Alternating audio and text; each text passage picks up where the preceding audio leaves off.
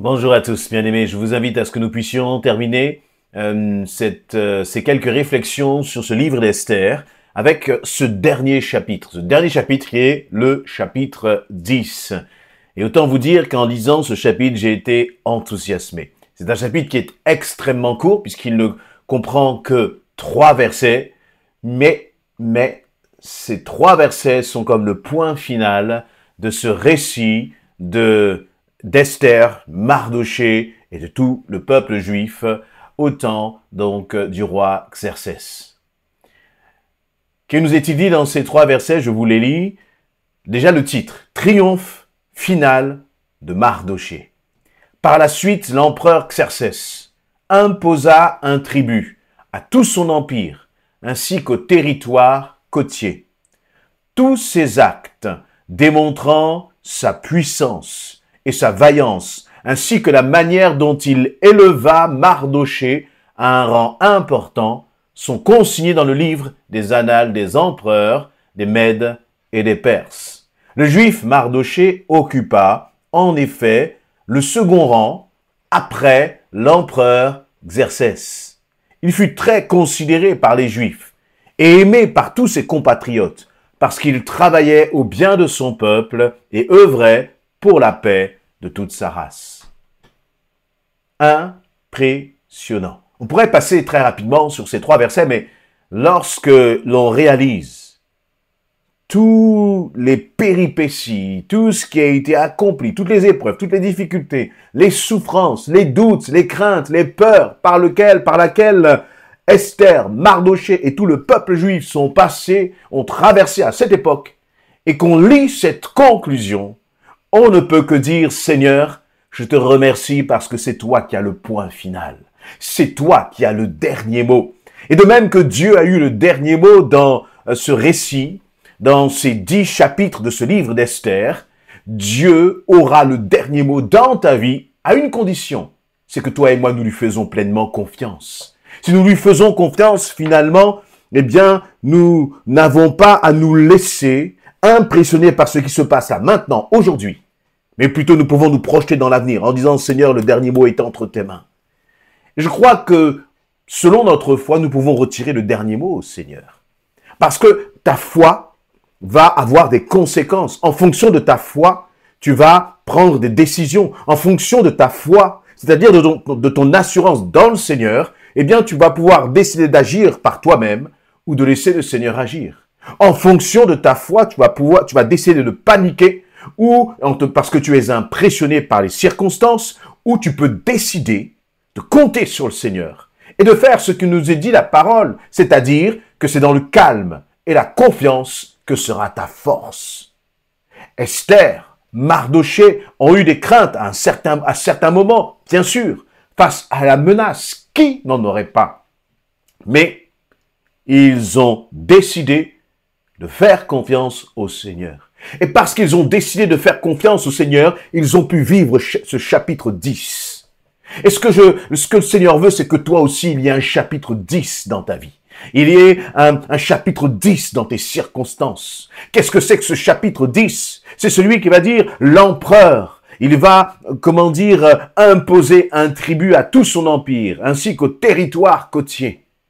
Tous ces actes démontrant sa puissance, sa vaillance, ainsi que la manière dont il éleva Mardochée à un rang important, sont consignés dans le livre des annales.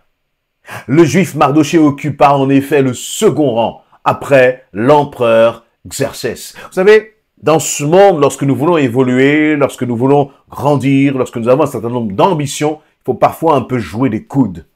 Dans le monde spirituel, il faut faire confiance au Seigneur. Et c'est le Seigneur qui va jouer des coudes pour toi. C'est le Seigneur qui va t'imposer. Mardochée n'a pas eu besoin de s'imposer auprès de l'empereur, parce que le Seigneur l'a fait à sa place. D'ailleurs, si on analyse, on voit que il y a 2 parcours que l'on peut comme mettre en parallèle. Il y avait le parcours d'Aman, un homme plein d'ambition, qui voulait accéder aux plus grandes, aux plus hautes fonctions dans le royaume. Et il a joué les coudes. Il a utilisé des moyens charnels, humains, pour accéder à cette position. Et il y a accédé finalement à cette position. Et vous savez, parfois, lorsqu'on ne fait pas les choses selon le cœur de Dieu, on peut monter très haut, mais plus tu vas monter haut sans le Seigneur, plus la chute va être rude. Et c'est ce que Haman a expérimenté au prix même de sa vie. Et en parallèle de cela, il y a l'expérience de Mardoché, une expérience qui est basée, fondée sur le spirituel, qui est fondée sur le Seigneur. L'un a marché par la chair, l'autre finalement a marché par l'esprit, avec des étapes clés finalement dans ce récit. Le moment où on voit d'où Mardoché et Esther sont partis. Et on voit en même temps des moments clés où ils ont cherché la face de Dieu. Ils se sont mis à part. Ils ont passé du temps dans le jeûne et la prière. Ils ont réalisé que leur existence, il y avait quelque chose de plus important que cela. C'était le bien du peuple de Dieu et de faire la volonté de Dieu. Et ça, il y a une clé vraiment ici.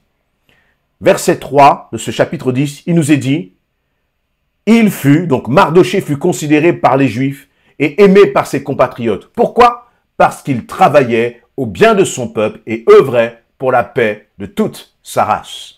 Je mets cela de côté, on va y revenir, mais c'est extrêmement important.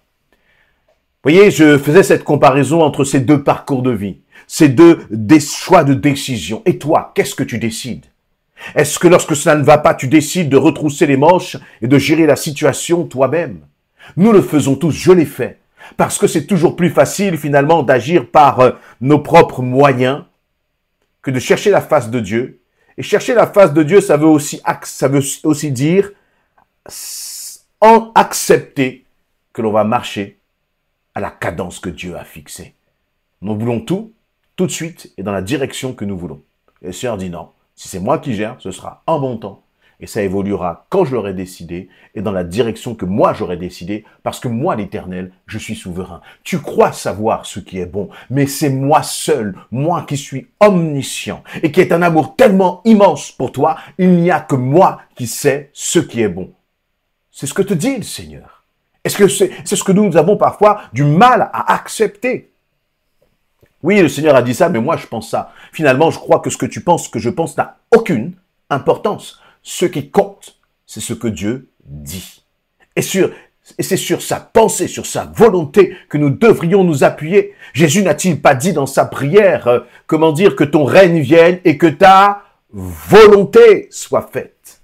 Et c'est ce que Esther et Mardoché ont fait, au prix de leur vie. Parce que chercher la volonté de Dieu, faire la volonté de Dieu, il y a toujours un prix à payer. Mais c'est à travers ce prix à payer que finalement, nous manifestons notre confiance en lui. Deux chemins, deux approches, avec un objectif qui n'est pas le même d'ailleurs. Haman a accédé aux plus hautes fonctions, et finalement Mardoché aussi. Mais Mardoché, dans son cœur, ce n'était pas un objectif.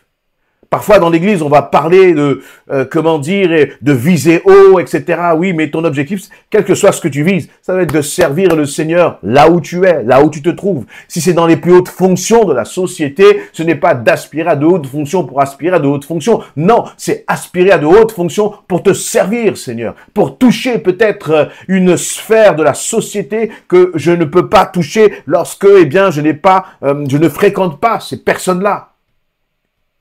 Et attention, parce que parfois, nous croyons que nous sommes plus intelligents que le Seigneur. Nous disons, Seigneur, oui, je veux grandir, je veux avancer dans l'entreprise, dans la société pour te servir. La réalité, c'est que derrière ce pour te servir, tu veux servir tes propres intérêts. Le Seigneur n'est pas dans cela. Tout ça, ce n'est que vanité, poursuite du vent. Par contre, voyez ce qui s'est passé? C'est que Mardoché n'a pas aspiré à de grandes fonctions, mais il a aspiré à servir le Seigneur là où il était, là où il se trouvait. Et Esther aussi. Et ce qui est bon finalement dans ce récit, c'est de voir que les bénédictions qu'ils avaient, sociales, dans leur capacité, dans Mardoché, lorsqu'il était là et qu'il a déjoué ce complot, tout ce qu'ils ont fait, c'était pour servir Dieu. Et je crois que toi et moi, nous avons besoin d'apprendre cela. Apprendre à recevoir des bénédictions, non pour nous-mêmes, mais pour bénir les autres.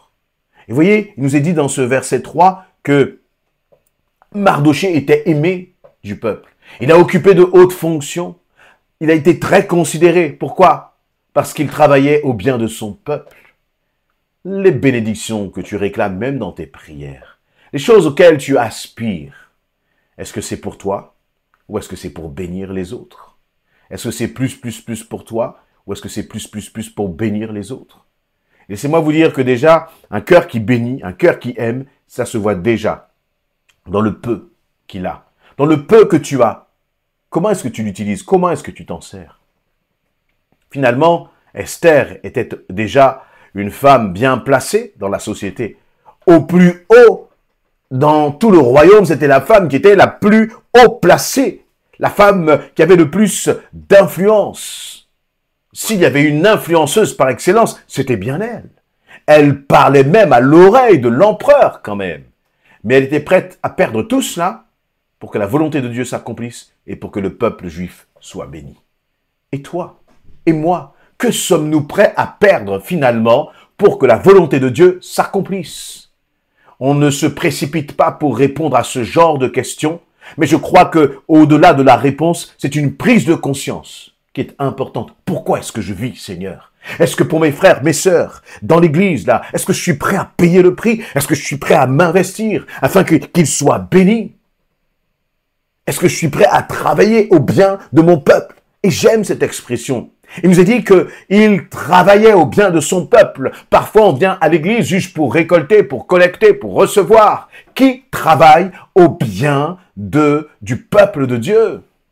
Et je ne parle pas là on ne sait pas parce qu'on est pasteur qu'on travaille au bien du peuple de Dieu. On peut être pasteur pour ses propres intérêts, pour sa propre gloire. Malheureusement, nous voyons cela beaucoup trop souvent. On peut être pasteur pour que des personnes viennent vous ouvrir la porte lorsque vous montez dans votre voiture, ou pour qu'on vienne vous porter la sacoche, ou pour qu'on vous appelle père, apôtre ou je ne sais quoi d'autre. On peut avoir mille et une mauvaises raisons pour travailler pour le peuple de Dieu. Mais lui, Mardochée, il travaillait réellement pour le peuple. Il ne travaillait pas pour son intérêt. Et vous voyez, ce point final, ce chapitre 10, est un chapitre qui manifeste la gloire de Dieu dans toute sa grandeur. Quand on considère de là comment l'histoire a commencé, et peut-être que dans ton passé, tu te dis, mais j'ai un passé qui est plein d'échecs, où je ne pourrais pas réussir, je ne pourrais pas évoluer. Et tu regardes ton passé, et plus tu regardes ton passé, plus tu es découragé. Mais laisse-moi te dire que Dieu est en train d'écrire ton chapitre 10. Est-ce que tu veux le laisser écrire, ce chapitre, dans ta vie, et lui faire pleinement confiance?